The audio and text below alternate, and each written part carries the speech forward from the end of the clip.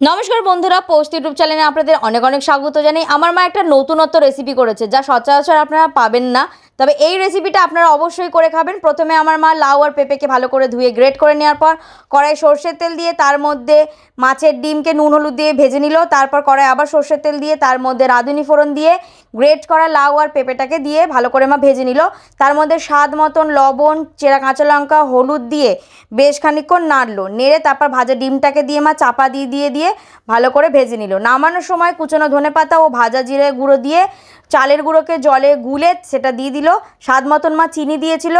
তারপর মা ভালো করে নেড়ে চেড়ে যখন মাখো মাখো হয়ে গেল তারপর নামিয়ে দিল। তারপর তৈরি হয়ে গেল আমাদের এই নতুনত্ব রেসিপি। তবে এই রেসিপির কী নাম দেওয়া যায় আপনারা অবশ্যই কমেন্ট করে জানাবেন। আর লাইক কমেন্ট শেয়ার করতে কিন্তু ভুলবেন না, সাবস্ক্রাইব করবেন, আমাদের পাশে থাকবেন। ধন্যবাদ। তবে আমার এই রেসিপিটা দুর্দান্ত লেগেছিল, আমার বলে নয়, এটা বাড়ির সবারই ভালো লেগেছিল। এইটা আপনি রুটির সাথেও খেতে পারেন। আমাদের সাথে থাকবেন, পাশে থাকবেন। ধন্যবাদ।